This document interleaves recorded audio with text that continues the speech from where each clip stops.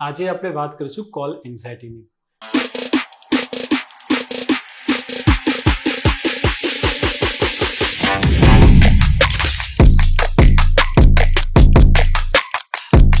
મારું નામ ડૉક્ટર રમાશંકર યાદવ છે. મનોચિકિત્સક છું, સાયકેટ્રિસ્ટ છું. આજે આપણે વાત કરીશું કોલ એન્ઝાયટીની. પ્રાઇવેટ પ્રેક્ટિસમાં અમારી પાસે ઘણા પેશન્ટો એવા પણ આવતા હોય છે અથવા તો ઘણી વખત એવા સિમ્ટમ્સ રિપોર્ટ કરતા હોય છે કે સર મને કોઈનો કોલ આવે છે તો ગભરામણ બેચેની થાય છે, ધબકારા વધી જાય છે, મોઢું સુકાય છે. તો કોલ એન્ઝાયટીના જે કેસીસ હોય છે એ લોકોની જિંદગીમાં ઘણી વખત એવી કોઈ ઘટના બની હોય, ટ્રોમેટિક ઘટના બની હોય જે ફોન ઉપર એમણે સાંભળેલી હોય અથવા તો ફોન દ્વારા એમને ન્યૂઝ મળેલા હોય અથવા તો એવી ઘટનાઓ જે વધારે ટ્રોમેટિક હોય અને એમની નજીકના વ્યક્તિના જીવનમાં જોયેલી સાંભળેલી હોય અને એવી ઘટનાઓ વારંવાર બની હોય અથવા એક બે વાર બની હોય.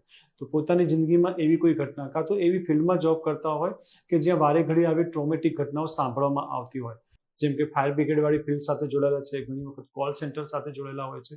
તો ઘણી વખત આવા જે લોકો હોય છે અને આવા લોકોને જ્યારે આવા સિમ્ટમ્સ થતા હોય છે ત્યારે એ લોકો સ્પેસિફિકલી એ કરે છે કે ઘણી વખત મને એવું થાય છે કે કોઈનો કોલ આવે છે કાં તો ખોટા ટાઈમે કોલ આવે, રાત્રે મોડી રાત્રે કોલ આવે છે તો બેચેની ગભરામણ ધબકારા વધી જાય છે કે શેના માટે કોલ આવ્યો હશે.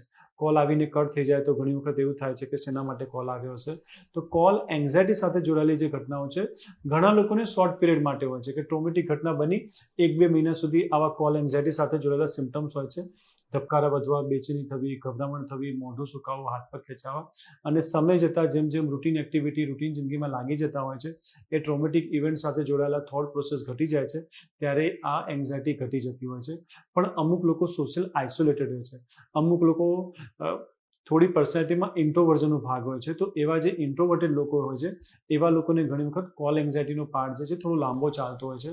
અઠવાડિયે 15 દિવસની જગ્યાએ મહિના, 2 મહિના, 3 મહિના, 6 મહિના ચાલતા હોય છે. રીટ્રોમેટાઇઝ કરતા હોય છે પોતાની જાતને, પોતાના વિચારોના કારણે, આઇસોલેટેડ રહેવાના કારણે. તો કોલ એન્ઝાયટી જુદા જુદા લોકોમાં જુદા જુદા લેવલે આજકાલ ઘણીવાર જોવા મળે છે.